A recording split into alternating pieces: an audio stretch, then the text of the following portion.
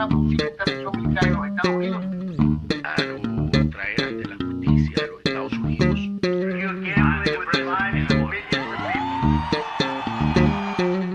El gobierno de Venezuela.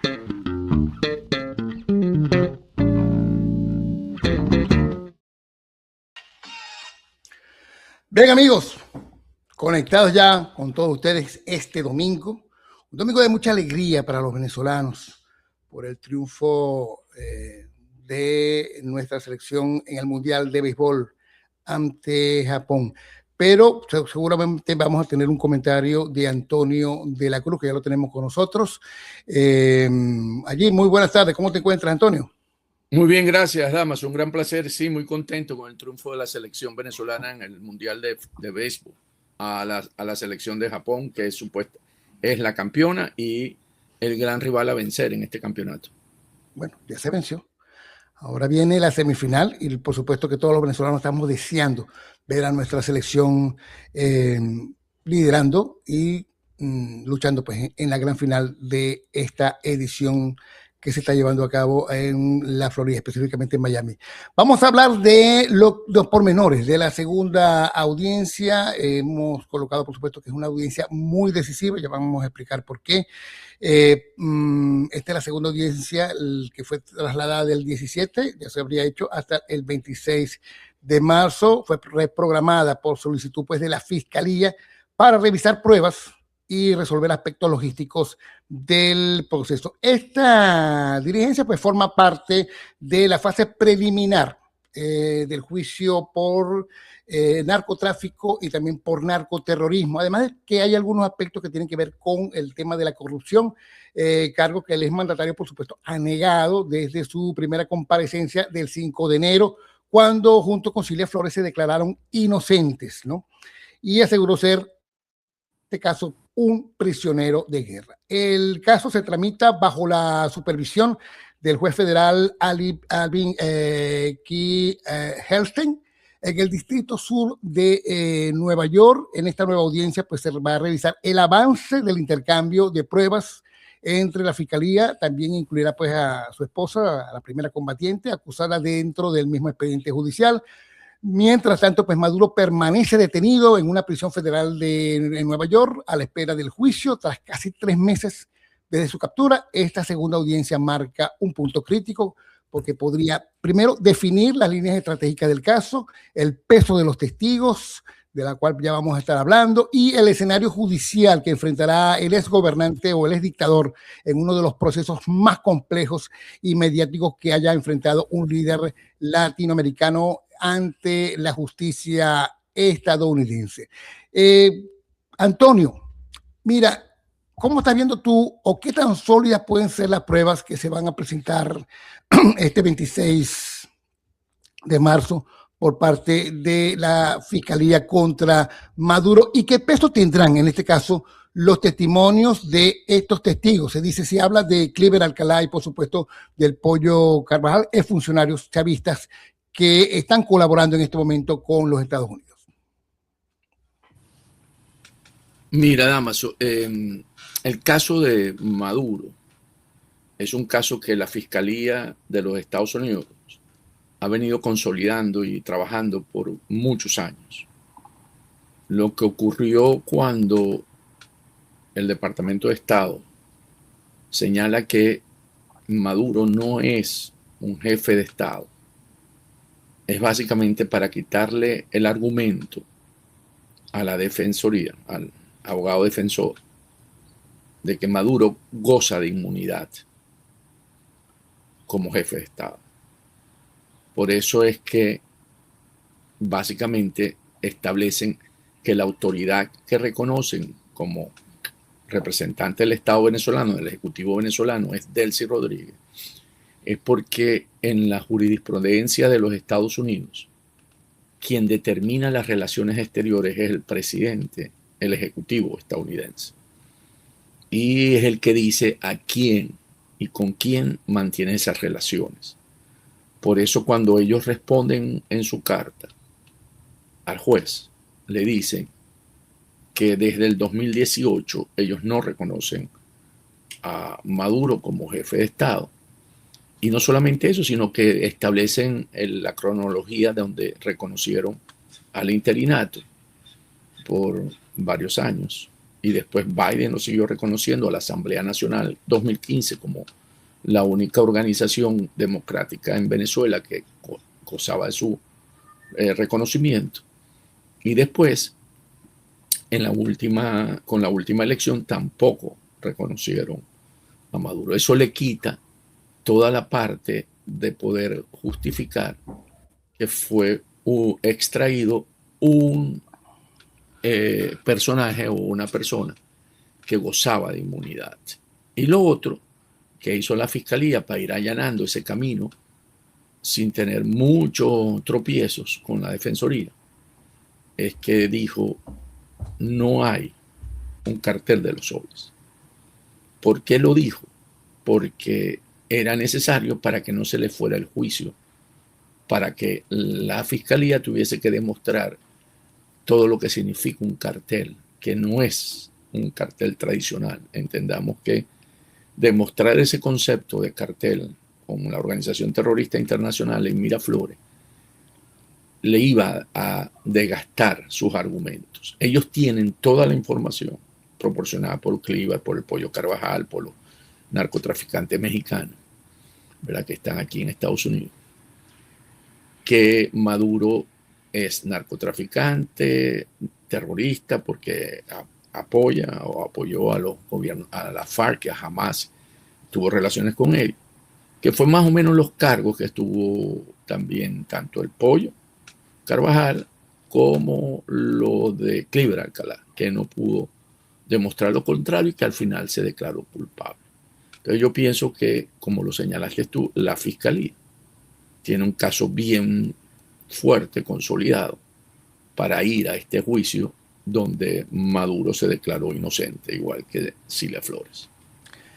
Bien, Antonio, vamos a colocar una primera lámina que tenemos sobre los puntos claves de esta audiencia del 26 de marzo, la tenemos allí, y es importante señalarle a las personas que nos están siguiendo qué es lo que se va a discutir en esta audiencia del 26 de marzo. No es todavía el juicio, es una audiencia procesal previa. Como bien lo señala pues Antonio, hay algunos puntos previstos. También se va a discutir el tema de la financiación de la defensa, algo que ha estado muy planteado, muy nombrado pues en el tema de los medios, sobre todo en las redes. Los fiscales han bloqueado el uso de los fondos del Estado venezolano para pagar abogados. El argumento de la fiscalía es que Maduro no es el presidente, el argumento de la fiscal es que Maduro no es el presidente legítimo, por lo que no puede usar el dinero estatal. La defensa dice que esto viola su derecho constitucional a un abogado. El punto será central pues este 26 de marzo. También está el intento de anular el caso, lo van a intentar, ya lo hicieron el pasado 5 de enero, 2 días después de la captura. Van a argumentar que fue un secuestro internacional por fuerzas militares de Estados Unidos. Esto busca invalidar la jurisdicción, la inmunidad del jefe de Estado, aunque Estados Unidos ya no lo reconoce como presidente, como lo ha señalado Antonio. Y también, por supuesto, está el tema de la motivación política del proceso, que es una tesis que ya se insinuó también en la primera audiencia. También, por supuesto, el tema de la defensa, que ya lo tocamos, lo tenemos allí, y el factor Delcy Rodríguez, ¿no? Con la inmunidad. Ahora Estados Unidos reconoce la inmunidad de Delcy Rodríguez. Esto va a tener dos consecuencias, como bien lo estamos comentando con Antonio, jurídicas, ¿no? Primero, debilita la inmunidad de Maduro. Si Washington reconoce otro gobierno, pues Maduro pierde el argumento de jefe de Estado y bloquea los fondos, que es lo que se ha estado presionando. Los fiscales sostienen que el gobierno legítimo no es el de Maduro, por lo que no puede usar recursos públicos para su defensa. Ante esta situación, Antonio, ¿podrá la defensa desmontar el argumento central del supuesto narcotráfico estatal y la audiencia? ¿Cree que se van a revelar nuevas pruebas por parte de los testigos que van a ser presentados allí este 26? Sí, totalmente. Lo dijimos ya, que el caso de la fiscalía lo tiene bien armado, bien consolidado. Recordemos que para poder ir a estos juicios necesitan por lo menos 3 testigos que aseguren toda la argumentación que tiene la fiscalía, y eso los tiene. Los tiene con venezolanos, los tiene con mexicanos, los tiene con hondureños.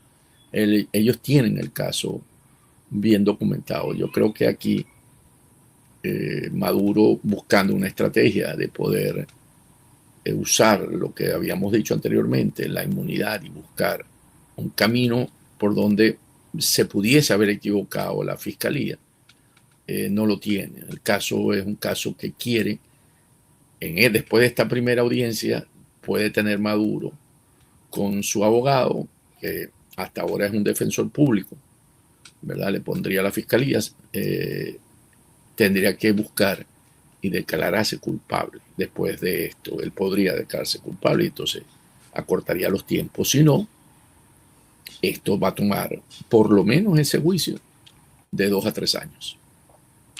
Mira, Antonio, hemos estado, bueno, por supuesto, revisando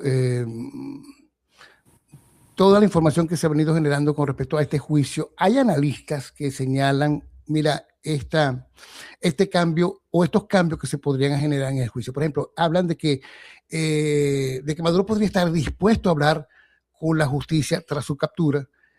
Algunos consideran inclusive que el objetivo del exmandatario es librarse de una pesada condena, y eso pues solamente se puede lograr poniendo las tramas de corrupción y los mecanismos de fraude electoral utilizados por el chavismo en Venezuela. Esta disposición pues posiblemente le facilitaría su ingreso al programa de testigos protegidos, marcando un giro drástico en la situación legal que se está cubriendo pues desde el 5 de enero en cuanto al tema del narcotráfico 2026. ¿Tú crees que sea capaz Maduro de delatar a figuras claves involucradas en el robo de fondos públicos y manipulación institucional a cambio de una reducción de su pena? Maduro tiene poca margen de maniobrabilidad porque él es la cabeza, supuestamente, de esta organización, donde por los cargos que está acusado. Él tendría que, en última instancia, acuérdate que para gozar de los testigos protegidos o gozar beneficios ante una condena, porque una condena a Maduro son por lo menos 30 años de cárcel, si nos vamos por los casos anteriores de Cliver Alcalá y del ¿cómo se llama? El Chapo Guzmán, pueden ser cadenas perpetuas. Entonces, para reducir esas penas, él tendría que entregar información privilegiada que permitiría conseguir otros capos más grandes que él en su estructura. Entonces, aquí estamos hablando como si él es el jefe, y él construyó eso a través de ocupar Miraflores como jefe de Estado, usurpando esa posición, él tendría que ver si los lazos que él puede demostrar tendría que ser con otros estados donde estuviesen involucrados. Entonces aquí podríamos pensar en la red esa internacional que hemos visto, que son los iraníes, que son los cubanos, ¿verdad? Que podrían haber otros en Europa, pensando en Sánchez. Tendría que buscar algo de esos niveles para reducir la condena. Yo no veo que él pueda ir a un testigo protegido en ese sentido. Podría estar Putin, si quiero especular, pero aquí la especulación es muy alta. Claro, ya. Claro. Okay. Entonces, porque si es para acusar a Diosdado, no le da ese intercambio de información, no le da mucho cambio a él. Y ya que tocamos el tema de Diosdado, tú sabes que recientemente, bueno, están los 9 que han sido señalados recientemente. Tuvimos esto hablándolo en programas anteriores. ¿Crees que esto se va a venir moviendo? Ya se habla de que Alesa podría ser extraditado, inclusive están esperando que le quiten la ciudadanía venezolana, ¿no? ¿Cómo estás viendo tú el tema de estas personas que de alguna u otra forma han estado involucrados en el tema de los crímenes por parte, pues, de no solamente de narcotráfico, sino también de lavado de dinero y de relaciones con elementos criminales enemigos de Estados Unidos, como la FARC, el Hamas, el Hezbollah? Alesa definitivamente es un objetivo por parte de la justicia de los Estados Unidos. Primero porque maneja información. Él tiene la llave secreta de toda la red de lavado de dinero de la administración Maduro. Él sabe cómo se lavó, y cómo se lavaba el dinero de esa administración, que estaba en el orden de unos 10.000 a 15.000 millones de dólares anuales. Entonces, aquí es básicamente es el interés de la administración de los Estados Unidos conocer esa red, porque esa es la gran amenaza que hoy tiene la democracia, en la que estos grupos criminales, terroristas, ¿verdad? Transnacionales, han construido para minar y apoderarse de estados, como lo han hecho, lo hicieron en Venezuela, como lo hacen en algunos estados en México, en algunas áreas en Colombia, ¿verdad? Y cómo han penetrado todo el sistema de justicia, ¿verdad? En muchos países. Entonces, básicamente, con la información de ALESAP, permiten llegar a esos grandes centros de lavado de dinero y hacia dónde sucedía y cómo se hacía. Y por eso la importancia de que hoy la Fiscalía o los Estados Unidos están interesados por obtener esa información de todos aquellos grandes testaferros, tanto de Diosdado como de Maduro, para poder llegar al final de todas esas estructuras que ahí se involucra China, ¿verdad? En cuanto a lavado, China, Rusia, Europa, ¿verdad? Eso sí, y le interesa mucho, porque eso abriría casos de lavado de dinero que sabemos que también son perseguidos por la justicia de los Estados Unidos. Mira, Venezuela vive desde el 3 de enero, pues, y tú lo has señalado en algunos hilos. También hemos escuchado, pues, otro podcast y otros puntos de vista con respecto a lo que es el análisis de estos ya casi 3 meses luego de la salida de Maduro. La caída de Nicolás Maduro ya se puede escribir como parte de la historia. No ha derrumbado el sistema, lo hemos discutido en varias oportunidades. Esto va a ser largo. Algunos señalan que podría ser no solamente 1, 2 años, ¿no? Hasta que se complete el proceso basado en 3 puntos claves y llegar al último, que es el tema electoral. El Estado ha seguido funcionando. Ese es el verdadero dilema venezolano.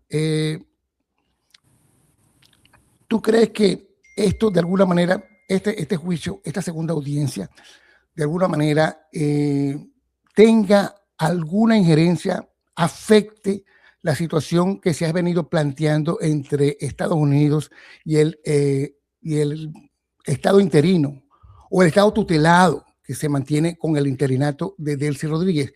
Tú traes, por supuesto, unos carteles importantísimos con respecto a cómo se ha venido llevando la secuencia del poder. No sé si nos lo puedes explicar. Sí, cómo no, fíjate. Voy a tratar de ir lo más rápido posible y ahí le pedimos a nuestra audiencia un poquito de paciencia, porque hay muchas láminas. A lo mejor las pasamos rápidas. Correcto. Porque es básicamente un poco lo que está señalando la pregunta de Damaso. ¿Cómo se maneja esta transición? Y cómo fue, además, ayer el Wall Street Journal publicó que un alto gerente de Chevron, era un agente de la CIA en Venezuela, Ali Moshiri, y entregó mucha información. Entonces podemos empezar a conectar cómo se da todo este proceso de transición hoy en Venezuela. Y además, María Corina Machado en Chile, que tuvo una gira extraordinaria, ella está planteando una estrategia distinta en esos mensajes. Esos mensajes no solamente fueron para la audiencia, ella tuvo varios eventos y tuvo una rueda de prensa importante y después tuvo la inauguración de la cátedra Piñera, ¿verdad? Sebastián Piñera. Y en esas dos, ella estableció básicamente lo que ella ve como es la transición en Venezuela, que no es la misma que está haciendo hoy en la administración Biden, Trump, conjuntamente con, ¿cómo se llama? Con Delcy. Entonces, Cheo, vámonos a la segunda, no a la primera, por favor. Y entonces vemos que la captura, como tú lo dijiste, de Maduro a principios de enero nos llevó a una realidad estratégica, en donde Delcy Rodríguez, ¿verdad? Y la administración Trump, ¿qué plantean? Y aquí estoy combinando esto con lo de Ali Moshiri, porque es importante, donde básicamente el cálculo de Washington, que es la tercera lámina, la transición petrolera primero. ¿Por qué? Porque sin recursos, sin recuperación petrolera, quiebra, ¿verdad? Hay la quiebra fiscal del Estado, no hay recursos. Y una de las cosas que Trump tenía y ha venido sosteniendo es la migración venezolana. Y eso puede generar, si el Estado no tiene recursos, un estallido social en las calles y una nueva ola, como decimos, de migración masiva, y con una fractura interna y una expansión de redes criminales con los colectivos. Entonces, este es un Estado fallido que supuestamente dentro de esta nueva estrategia no querían repetir Irak ni Afganistán, donde realmente impusieron un gobierno y donde no se logró controlar el Estado como tal. Entonces, ¿qué pasa con Delcy como estructura puente para llegar al nuevo orden? La siguiente lámina. De una perspectiva de inteligencia estratégica, Delcy no es evaluada por su pasado, que a veces, por supuesto, a todos nos genera ideológico, nos genera rechazo, ¿no? Por lo que ha significado Delcy dentro de esa estructura, esa organización criminal transnacional, que es una de las artífices de todo el lavado de dinero y las conexiones internacionales, ¿no? Sino porque ella tenía la relación, el conocimiento del aparato estatal, que conjuntamente con su hermano, que actúa desde el punto de vista del poder legislativo. Las relaciones funcionales con la jerarquía militar, en términos de las alianzas con Padrino López, ¿verdad? Y toda la cúpula, porque ahí aprovechándose esa relación a través de las tensiones entre la cúpula militar y Diosdado Cabello en términos de jerarquía, de hegemonía. Una experiencia operativa, no de como hecho, sino porque ella estuvo en el Ministerio de Petróleo, ¿verdad? En el sector petrolero, y por lo tanto tenían las conexiones con las empresas como Chevron y con las empresas del petróleo y capacidad de mantener la cohesión institucional. Entonces, ¿qué era lo que está planteando Estados Unidos? Entonces, ¿ahí qué pasó? Ahí viene lo que tú planteaste como un dilema estructural, que es lo que plantea los Estados Unidos, estabilización, que en otras no significa más que orden, tener controlado internamente, y ahí estamos hablando de los grupos paramilitares, como los colectivos, y la misma situación de los carteles a través de la cúpula militar y la frontera misma donde operan grupos como las fuerzas del ELN y la disidencia de la FARC. Entonces, en esa secuencia que se llama autoritaria, la fórmula lógica es orden, estabilidad, paz. O sea, primero obtienes el orden, después tienes la estabilidad y después tienes la recuperación para alcanzar la paz. La prioridad inmediata allí es evitar el colapso institucional y recuperar el control territorial, que es lo que ha venido sosteniendo Estados Unidos. ¿Cuál es la filosofía? La democracia no se puede activar por decreto en un estado devastado. Esa es la visión que hoy está empujando los Estados Unidos como su teoría de cambio dentro de Venezuela. Mientras que María Corina Machado planteó, y eso lo podemos ver, por eso invito a los discursos en Chile, a sus conversaciones. Ella dice primero libertad, democracia, y después se obtiene la paz y por último la recuperación económica. Y esto es importante porque primero democracia, que entonces en democracia que estamos hablando, validar la elección.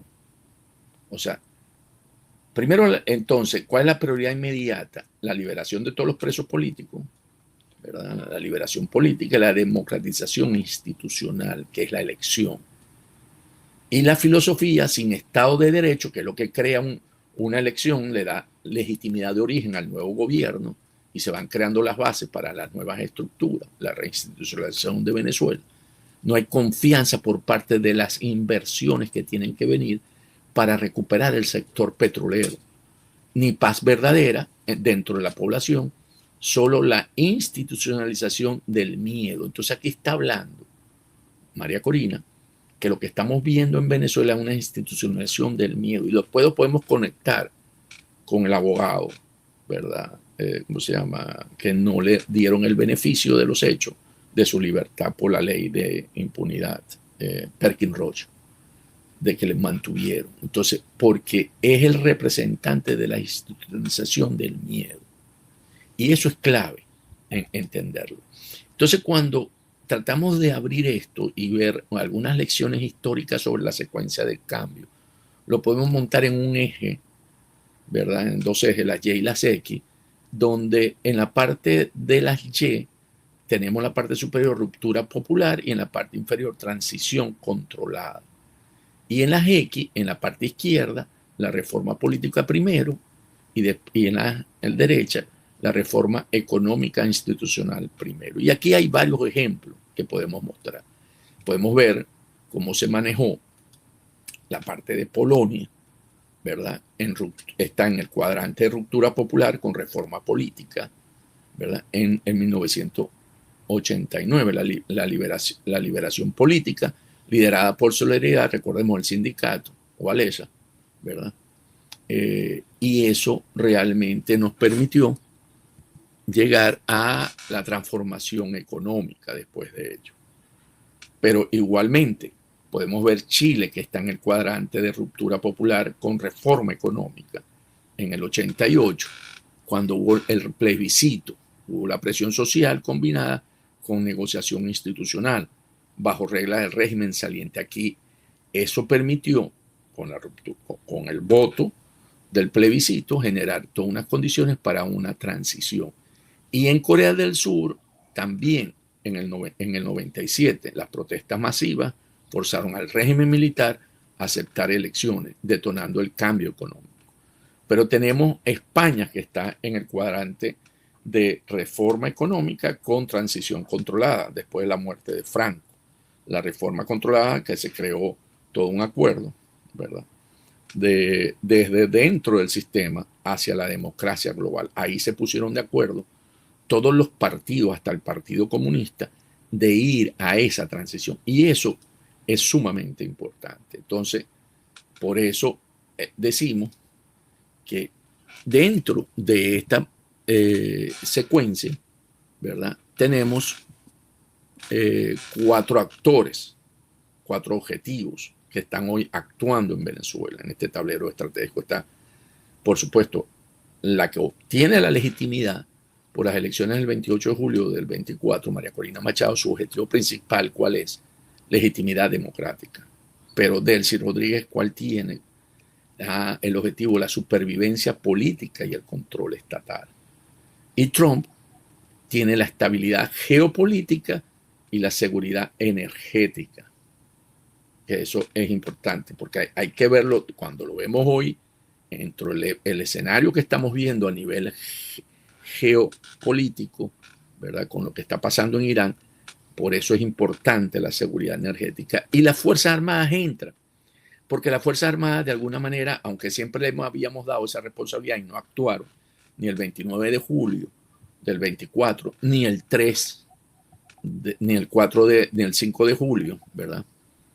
Ni el 5 de enero, perdón, de este año, donde debieron haber demostrado que realmente estaban al lado de la democracia.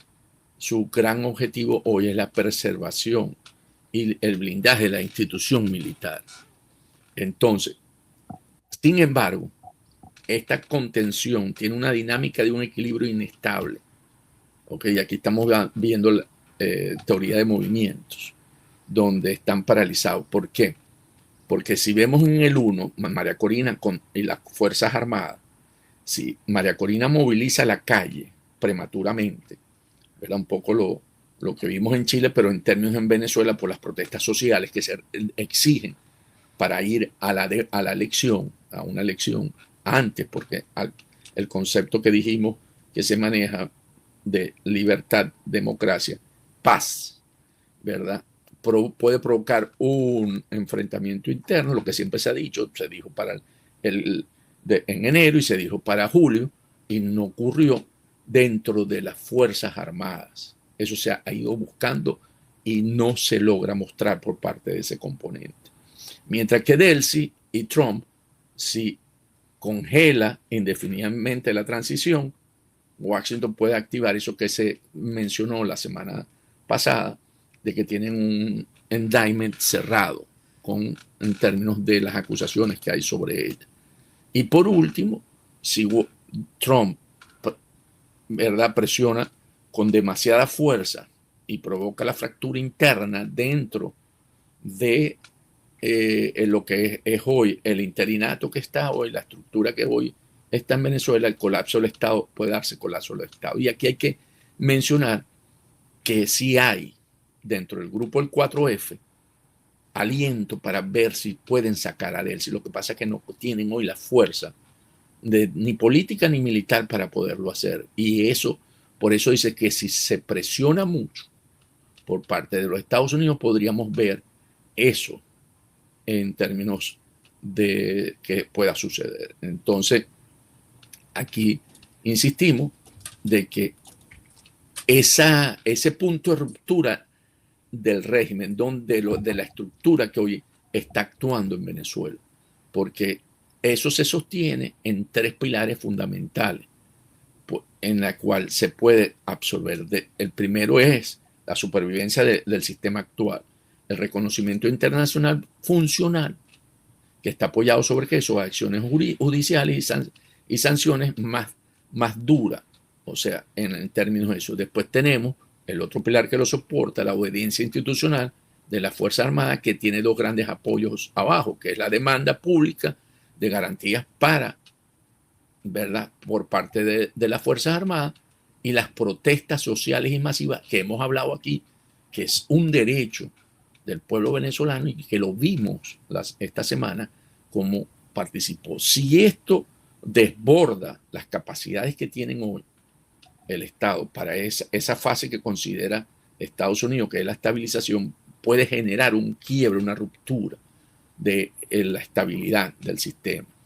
Y el control efectivo de la protesta social que estamos hablando, que es la ruptura definitiva del diálogo político. ¿Qué significa esto?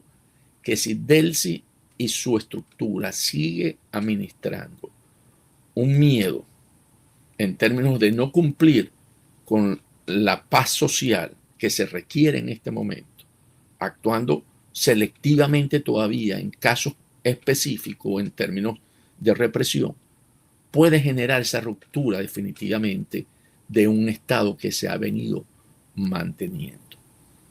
Y después, o sea, ¿cuál es la verdadera ecuación de la recuperación según esta visión de los Estados Unidos, que es lo que hemos venido diciendo del barril, del petróleo, que es que vuelvan los capitales para la recuperación económica en términos de la industria petrolera, los servicios petroleros, ¿verdad?, recomponer la infraestructura, la generación eléctrica, los diluyentes que se requieren para el crudo extrapresado, la infraestructura en puerto, el canal de navegación de Maracaibo y seguridad jurídica. Eso es lo que hoy Estados Unidos ve como tal. Pero fíjate una cosa, Antonio, muy bien la disertación que nos está brindando. Se prevé, vamos a hablar de tiempo. Para esto se prevé por lo menos, a ver, la gente se ha preguntado, ¿cuándo vamos a ver en esa fórmula, en esa ecuación, todo este esfuerzo convertido en una situación económica favorable para el país? Por lo menos un año, por lo menos un año.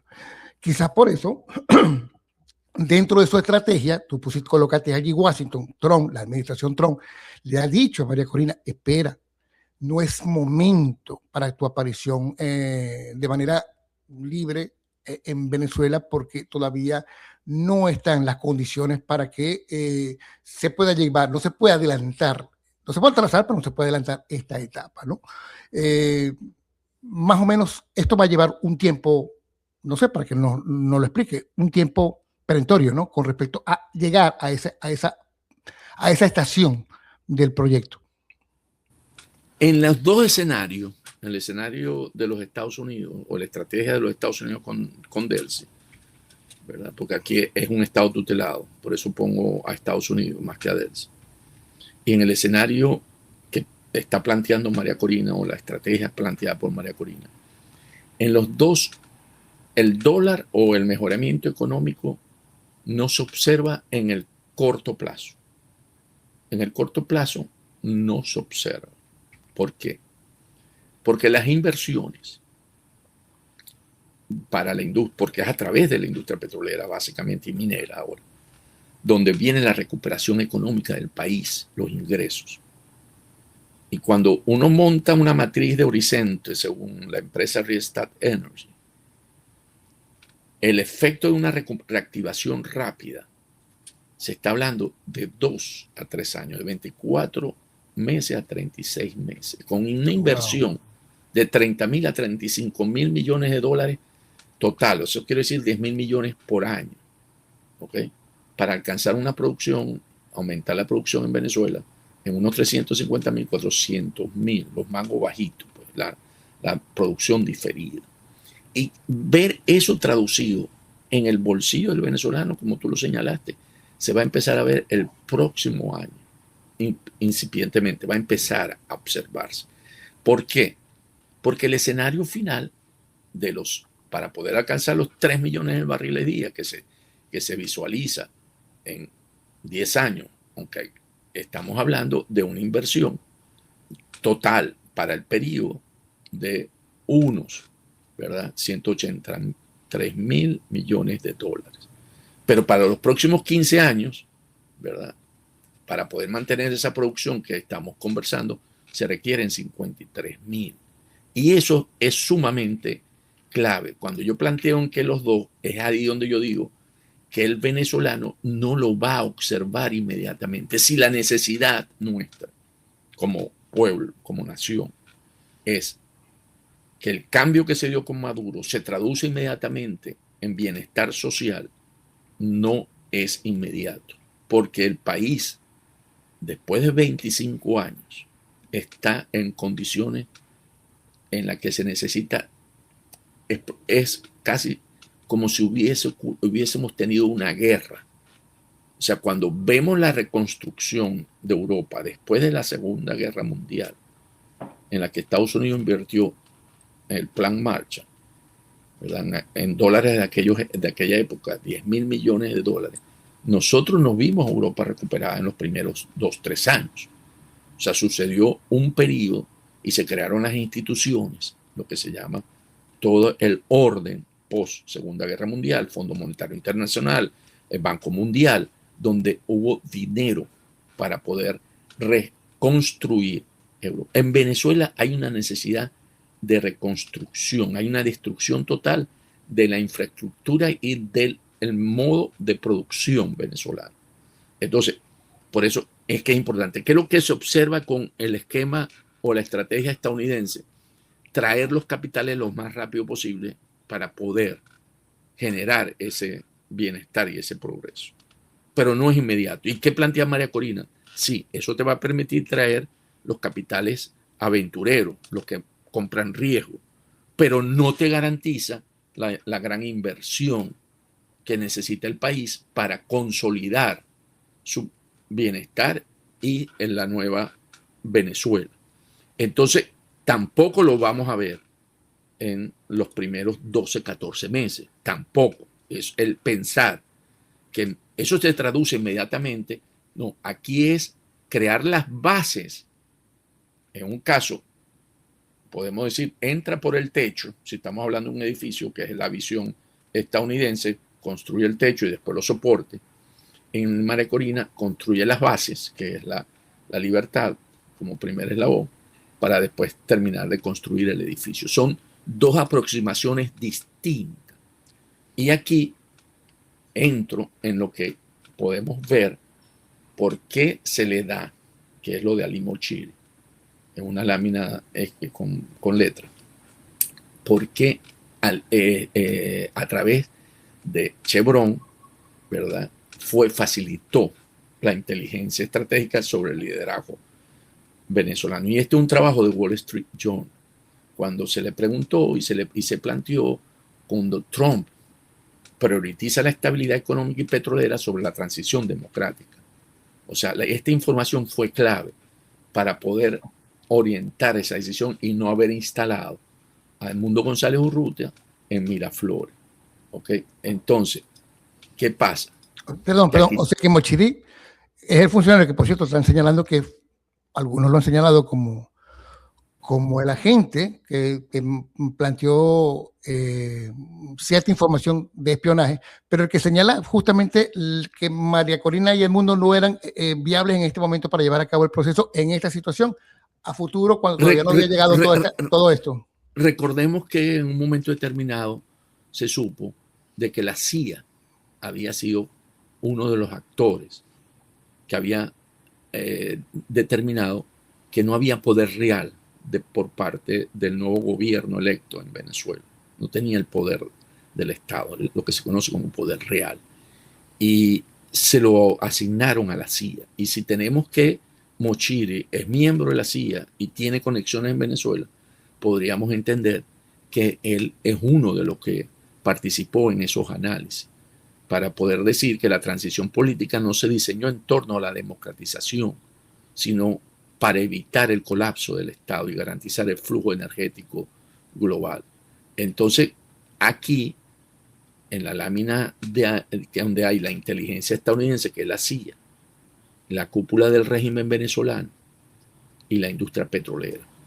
O sea, el rol corporativo, el arquitecto principal de la estrategia Chevron en Venezuela durante décadas, porque Ali Mochiri está desde la época de Chávez en Venezuela, como él era el director, el gerente, no recuerdo ahorita, de Chevron Venezuela y América Latina. Él fue uno de los arquitectos para el préstamo a Petroboscán de $2.000 millones en la época de Chávez, para cuando los chinos decidieron no seguirle entregándole dinero a Chávez a cuenta del petróleo futuro, porque veía que no se traducía en proyectos ejecutables. Todo se perdía en el camino. Y en ese momento, la industria petrolera, en las empresas mixtas, los socios minoritarios, otorgaron préstamo a PDVSA para poder, a cambio de barriles a futuro. Y uno de ellos fue Ali Mochiri, uno de los arquitectos. Entonces, acceso político, mediador con acceso directo con Hugo Chávez en aquella época a través de Rafael Ramírez, y con el mismo Rafael Ramírez, y después con Nicolás y con Maduro y con la misma Delcy Rodríguez, y el mismo, ya ahí no estaba Ali Mochiri, ya había dejado Venezuela y estaba de la Rosa en ese momento. Y ellos vieron esta estrategia. Entonces, el valor geopolítico de ellos fue informante estratégico de la CIA, proporcionando inteligencia crítica sobre el interés del régimen desde la era de Chávez hasta Nicolás Maduro.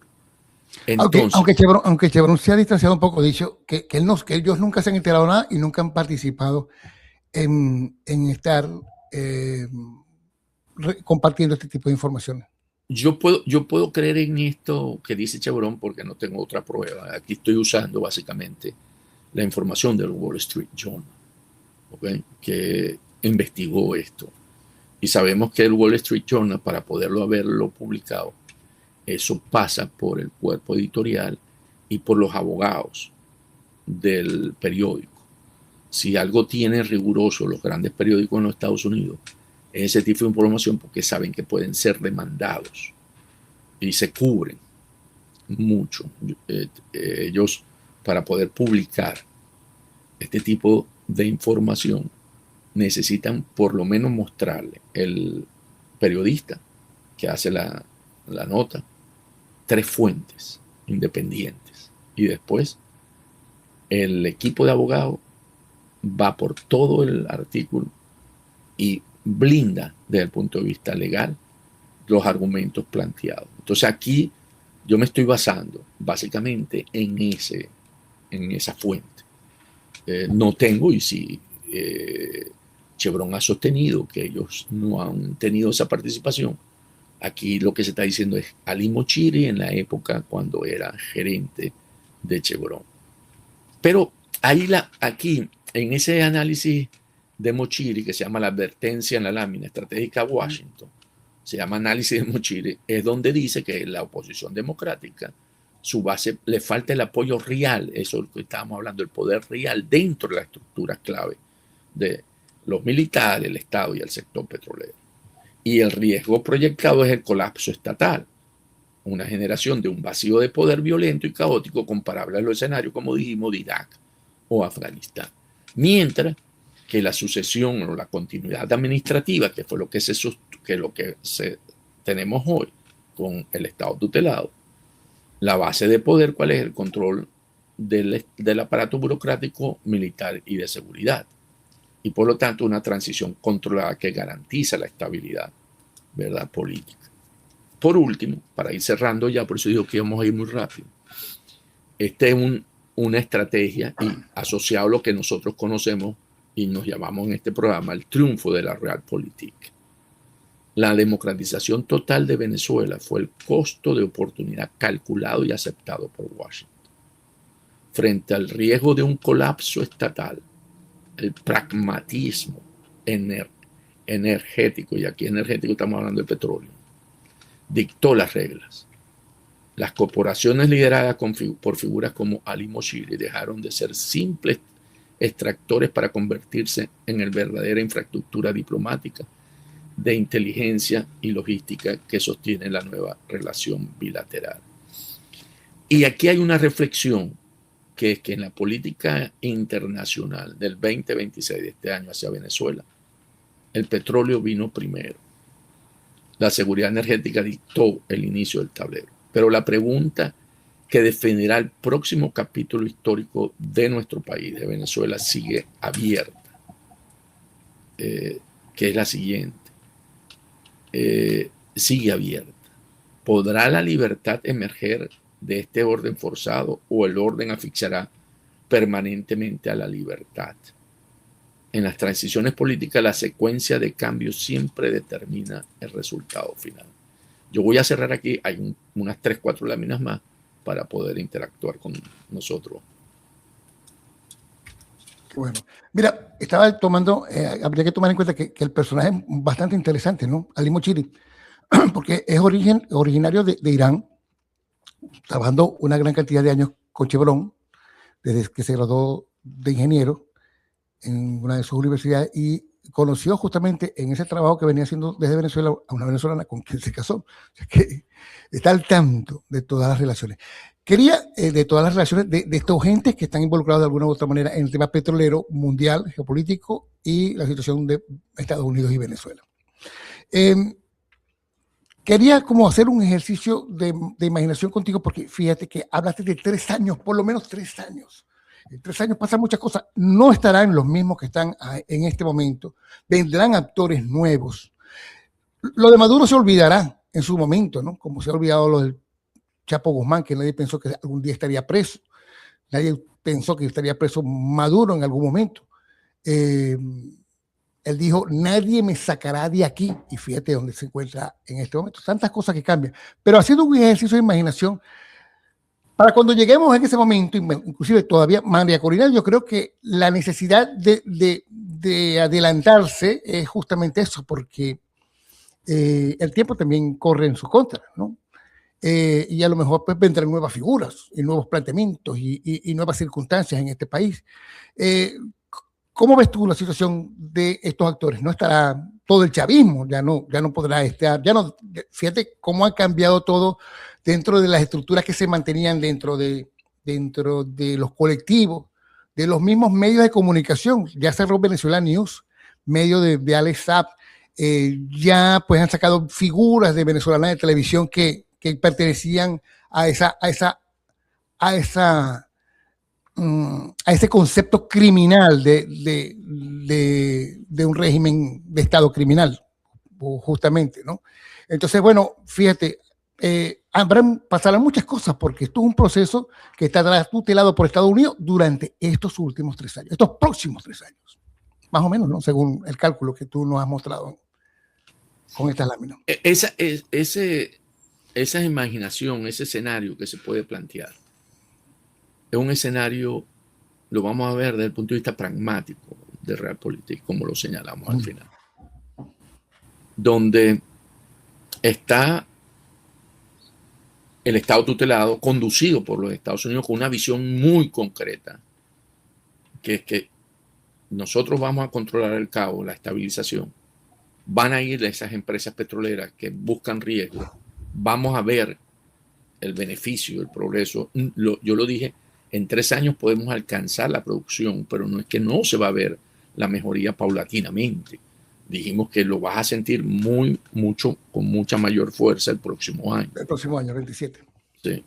Ok, lo vas a empezar a ver directamente, porque ya las empresas están con los permisos, con las licencias, con los taladros, con todo lo que hay que hacer y hay que recondicionar. La parte de la infraestructura, la electricidad sobre todo, es clave para poder generar esta recuperación, ¿verdad? Igual que los patios de tanque, las tuberías, todo lo que hay que reconstruir, que eso genera trabajo y va a generar mucho movimiento interno en términos de ver, van a entrar dólares que van a permitir de alguna manera poder empezar a controlar la inflación en Venezuela, ¿verdad? Y en ese sentido tenemos una línea de acción, una orientación, que en la visión de los Estados Unidos, la elección se haría a la vuelta de 16, de año y medio, 18 meses, o 24, en la visión esa que ellos han mantenido desde el principio, ¿verdad? En la que plantean estos esquemas. Está la otra estrategia, la estrategia donde se está planteando, no, porque ir por ese camino nos puede llevar a acostumbrarnos a seguir con este tutelaje y seguir con este modelo donde Delcy sigue en el poder y se acostumbra porque hay beneficio, empieza la población a observar y a sentir bienestar y a pensar, no estoy diciendo que va a ser, que podríamos seguir con ese status quo. Ok, entonces se plantea el modelo de libertad primero, ok, y consolidar toda la estructura, después elección. ¿Dónde está la clave? ¿Cómo convergen estos dos modelos? Los dos modelos convergen en la elección, ¿verdad? Uno lo ve año y medio, 2, el otro lo ve en máximo 1 año. Entonces, ¿cómo hacer converger y cómo los actores, que son los que van a colocar el capital o van a invertir el capital para la recuperación? Porque dijimos que es un país devastado. Necesitamos la inversión. Y la inversión a través de la industria petrolera, porque es nuestro recurso con mayor facilidad dentro de un mundo que hoy vuelve a surgir, que Venezuela convertirse en un socio estratégico para no depender de todo lo que pasa por el estrecho de Hormuz, que es donde hoy está, ¿verdad?, la piedra de tranca en el aumento del precio del petróleo y donde es sensible, ¿verdad? Porque lo que sucede hoy con el precio del petróleo no es por una crisis de falta de petróleo, no, es por una crisis, un miedo, un temor, un riesgo de que las aseguradoras de los tanques, de los buques, perdón, de los tanqueros, no están dispuestas a otorgarle por el riesgo de la carga. Y eso es básicamente lo que está ocurriendo. Y eso, el escenario Irán, no parece, puede resolverse en el corto plazo, pero ahí van a quedar grupos irregulares apuntando a ser disruptores de esta realidad, porque saben que un aumento del precio del petróleo tiene consecuencias globales en contracción económica, inflación, etcétera, etcétera. Y ellos, por supuesto, van a seguir actuando en esa línea de acción.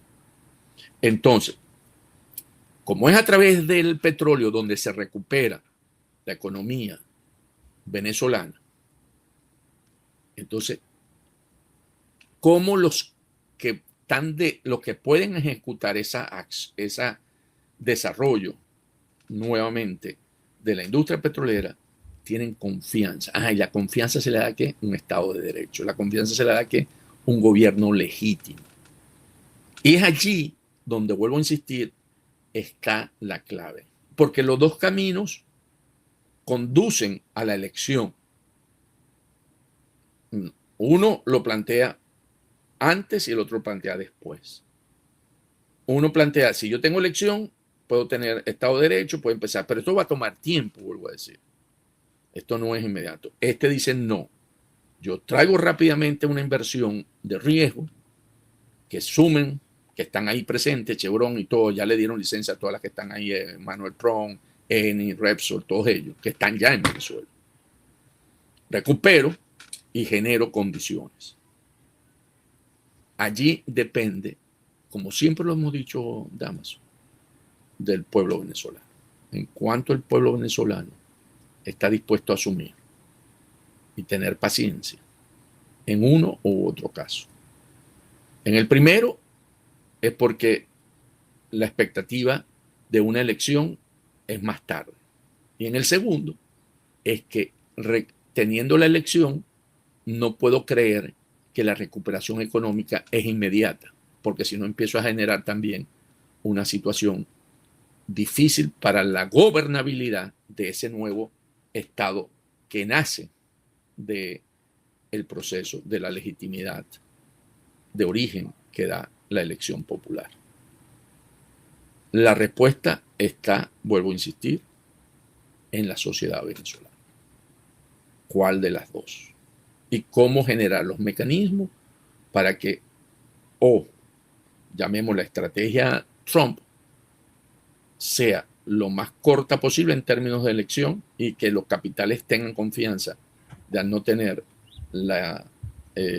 toda la estabilidad desde el punto de vista de Estado de Derecho y legitimidad de origen, y en términos de la estrategia María Corina, nosotros podamos ejercer la suficiente ejercer influencia en términos de que no se puede esperar tanto tiempo para darle las soluciones que hoy demanda el pueblo venezolano en términos de mantener una estructura que fue básicamente el que ha generado toda la destrucción del país.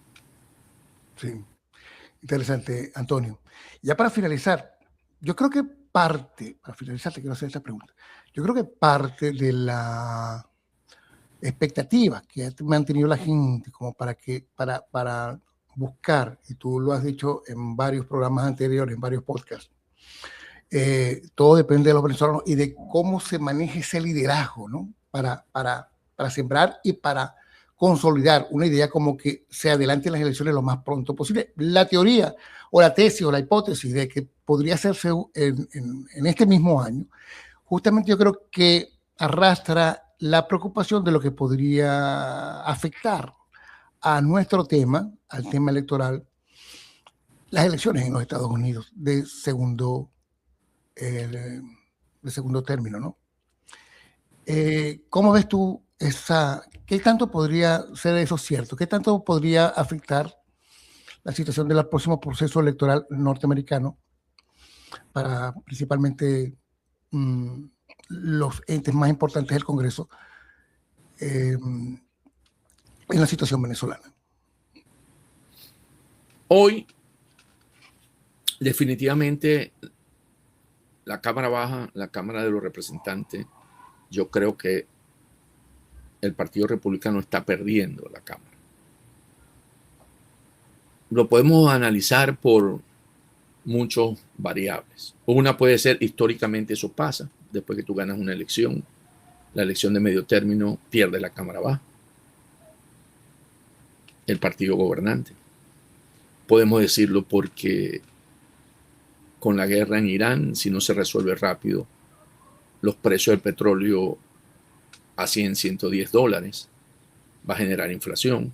Ya no podemos hablar que el galón de gasolina de la popular está por debajo de los $3, que era hacia donde apuntaba o apunta la administración Trump, para poder decir que hay una energía barata, y eso tiene, por supuesto, efectos en la inflación, ¿verdad?, en los Estados Unidos, porque aquí las mercancías se mueven básicamente en camiones, grandes, ¿verdad?, vehículos, a través del diésel.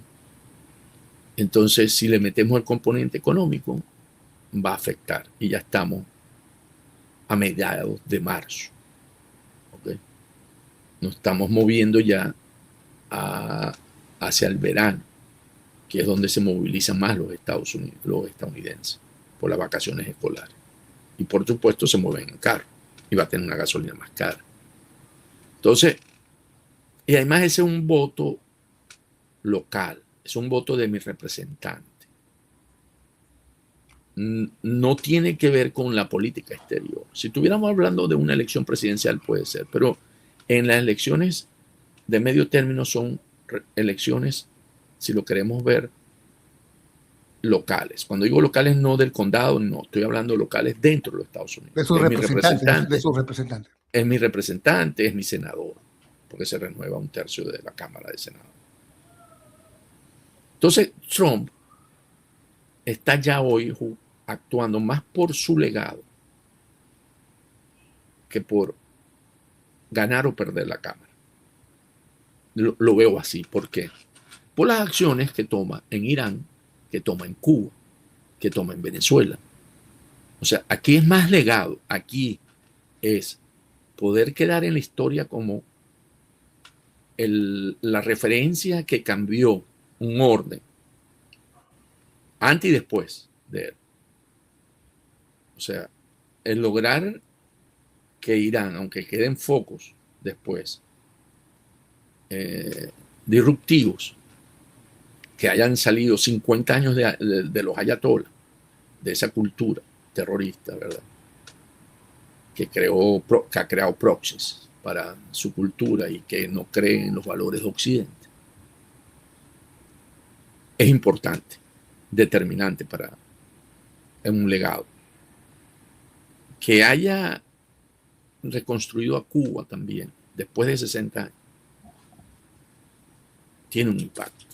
Que en Venezuela haya salido de una estructura criminal transnacional, tiene impacto. Entonces yo creo que en el caso de Trump, ya él está viendo más su legado. Que pierda la Cámara, está bien, lo que lo va a afectar es por los presupuestos, va a tener que actuar con órdenes ejecutivas, que después el que viene las cancela si no es de su partido. Pero esos cambios en el Congreso, esos cambios en la Cámara Baja, ¿podrían afectar lo que ha buscado Trump durante este 2026? No, te estoy diciendo que no, por eso que no, estoy ¿no crees que vaya a afectar, por ejemplo? No, él pierde la Cámara y él tiene los poderes de la guerra. O sea, lo de Irán no influencia. Si pierde la Cámara, vamos a poner el Senado. En el Senado lo que tiene es que le limitan las acciones, le limitan, porque ellos sí tienen el poder, ¿verdad? En el Senado. Pero en la Cámara Baja, muy poca influencia, el presupuesto, básicamente. En la Cámara del Senado, sí. Ahí pueden limitarle, amarrarle las manos. Pero tú crees que, vamos a poner el escenario noviembre, que es cuando esto ocurre. Ya Irán está casi definido.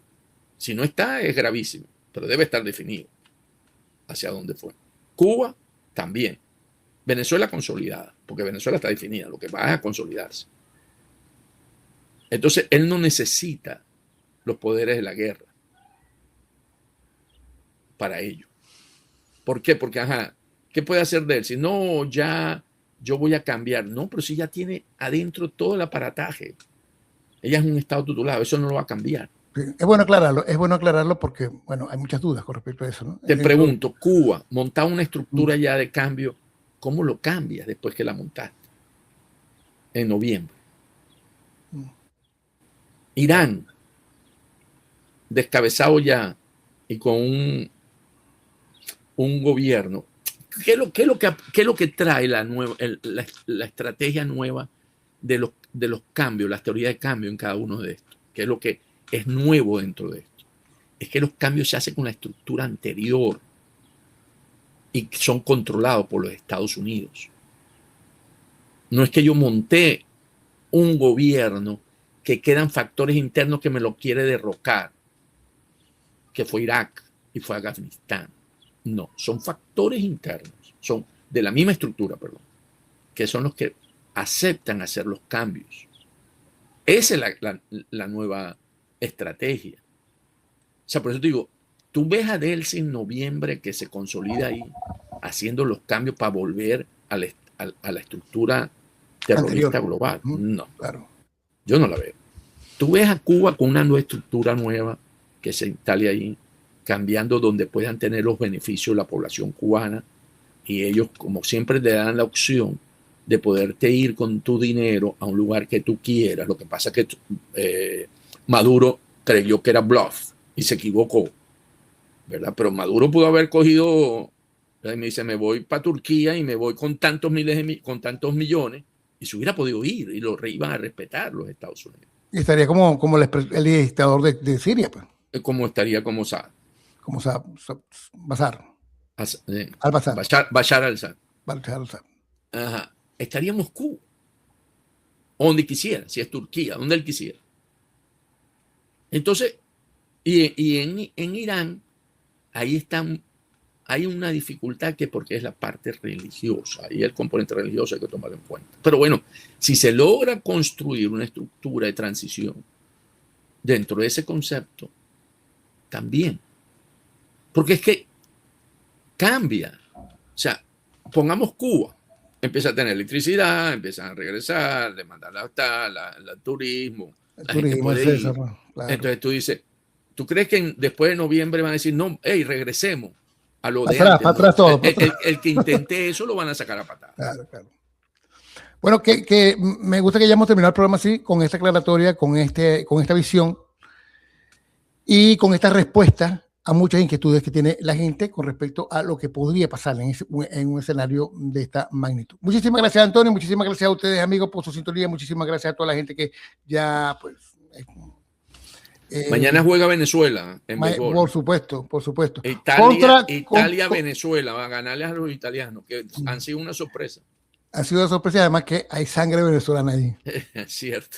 Entonces, y bueno, como lo ha habido, porque también la diáspora italiana en Venezuela es bastante numerosa, ¿no? Para los que siguen el fútbol, que yo les digo, el Real Madrid está jugando muy bien. Yo no sé qué hicieron, pero los partidos últimos que ha hecho está jugando muy bien. Y también se prepara todo para el Mundial de Fútbol. Aquí en Orlando prácticamente es una fiesta porque se van a dar algunos juegos amistosos previos al Mundial de Fútbol y ya se está preparando la gente, pues porque aquí Miami va a ser sede, también está cerca pues Atlanta, bueno, relativamente cerca para los que van a disfrutar desde Florida pues el Mundial.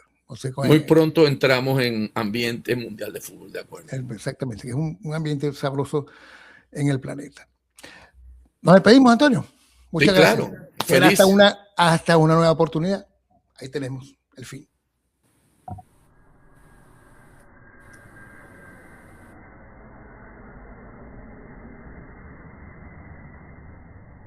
La reciente especulación sobre una posible intervención militar en los Estados Unidos